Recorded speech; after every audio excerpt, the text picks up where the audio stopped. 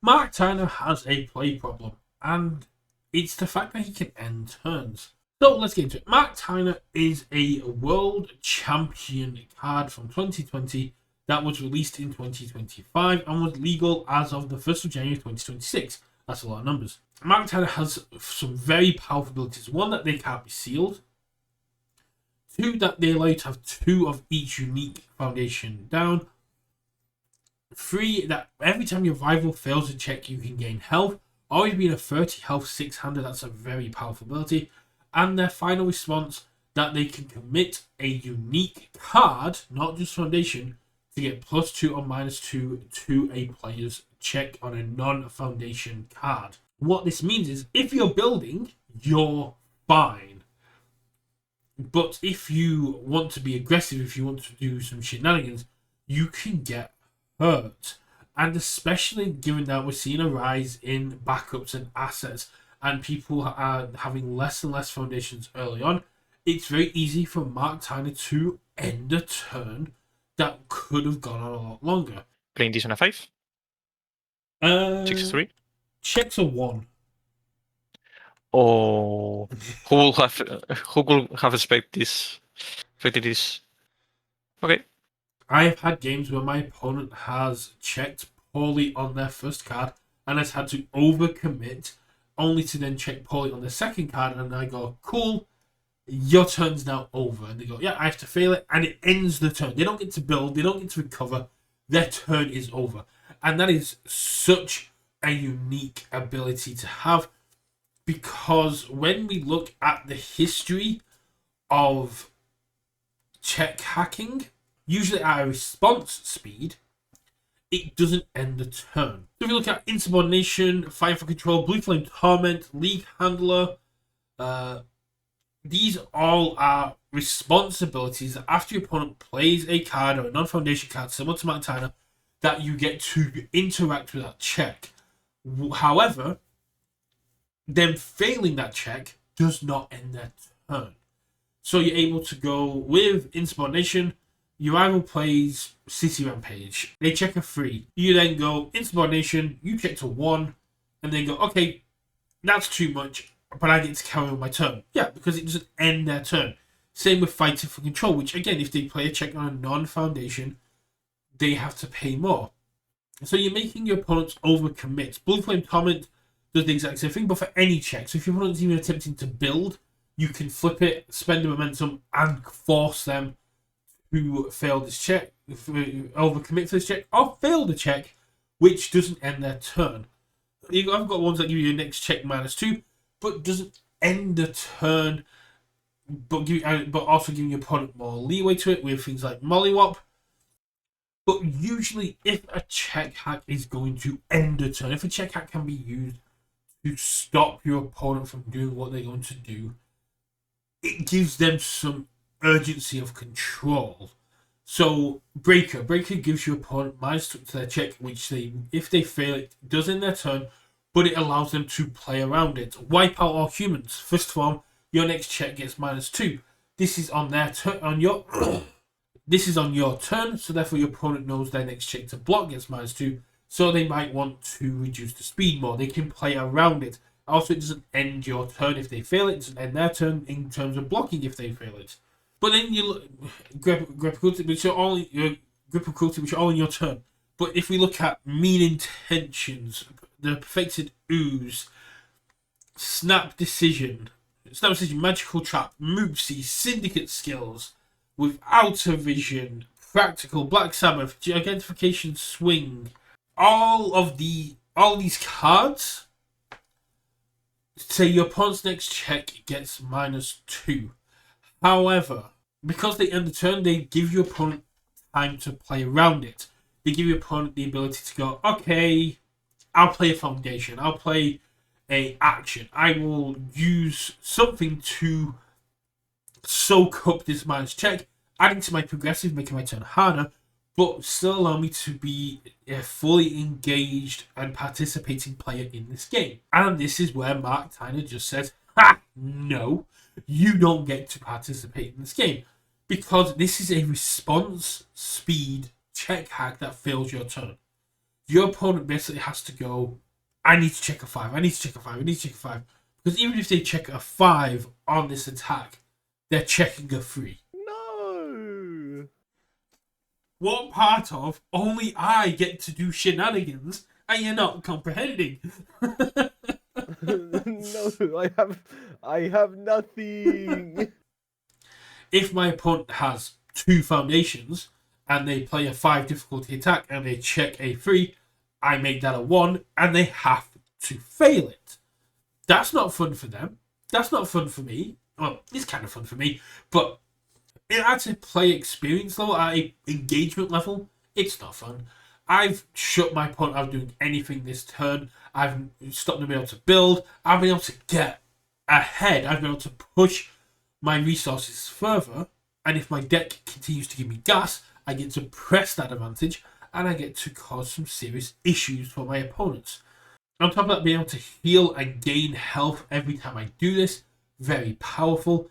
And on top of that, securing my checks, essentially turning my unique backups, my unique assets, my unique tokens, my unique foundations into a +2 to my check twice per turn is absolutely solid. Being able to play something like Colossal Confrontation, where I just got on a 9, check a 5, commit 3 foundations. Here's a stupid attack that lets me tutor through my deck, build an additional foundation, so really I've only committed 2 foundations, and let me have a powerfully fast attack that builds in as a unique foundation, allowing it to enable check hacking. If you want more on that, check out my Mark Tyner deck list, where I've highlight the funny things I tried to do with unique backups, assets, and foundations. Yeah, this needs an errata. Personally, professionally, from a play experience aspect, this card 100% needs an errata. It needs to have stipulated that it doesn't end the turn. Giving our opponents a chance to build, giving our opponents a chance to increase their resources for the next turn. It's not as incredibly destructive as it would have been when Unyielding Destruction was a thing, which allowed us to not only limit our opponent's resources but then punish them for playing Unyielding.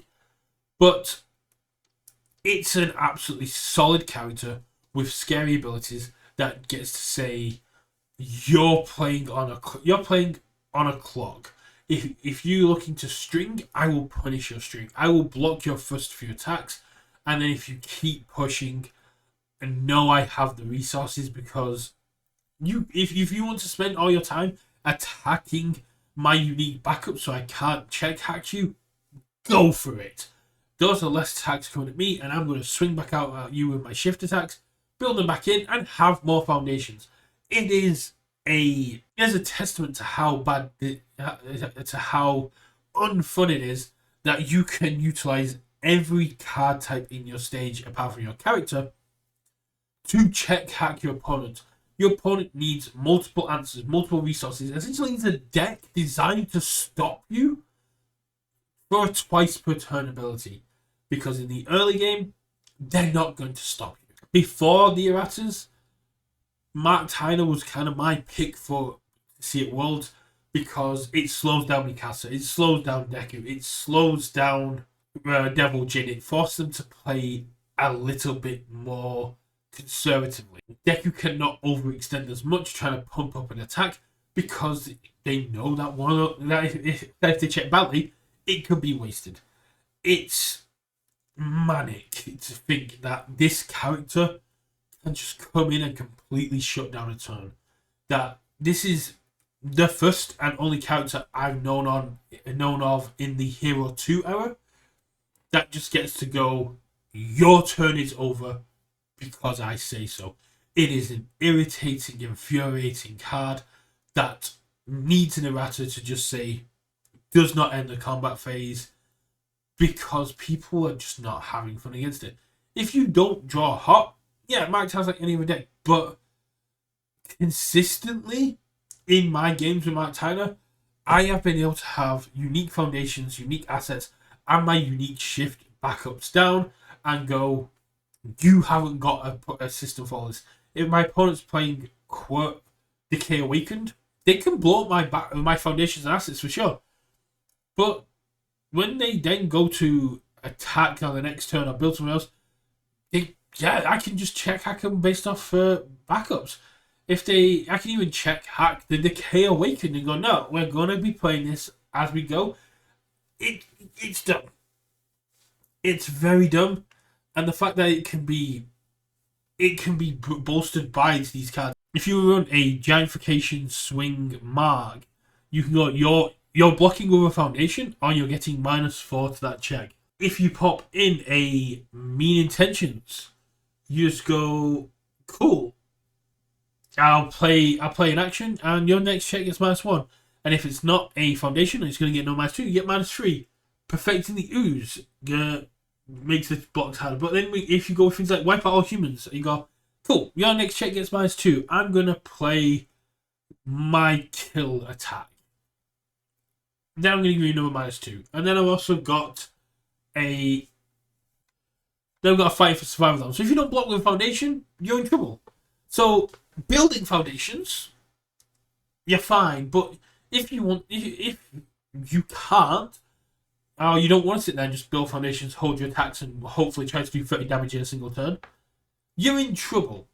There's not a board wipe for backups. There's not a way to consistently just destroy all backups in place. So Mark Tyner has access to a resource which is hard to touch, hard to kill, and I think, personally, this presents a problem for player experience, for player engagement, and the overall health of the game.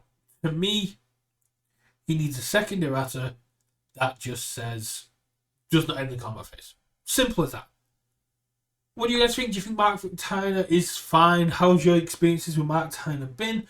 And a personal apology to my friend Blanche, who I've been playing Mark Tyner against on TTS and had possibly the worst experience. And I went full villain mode, basically saying, you don't get to play shenanigans. All the shenanigans are mine. Because that's what Mark Tyner brings out in you. You get to just shut everything down. Let me know in the comments below how you're building Mark Tyner. And if you've tried the Sun Jin Woo shift attack backups in him, as I have been doing. If you made this fine, do not know what to comment. Why don't you comment? Mark Tyner's looking kind of shifty. So let me know you made it to the end. And for theories, news, and more, win, lose, or draw, keep it with Universus, and I'll see you at game night. Bye. No. What part of only I get to do shenanigans are you not comprehending? No, I have nothing.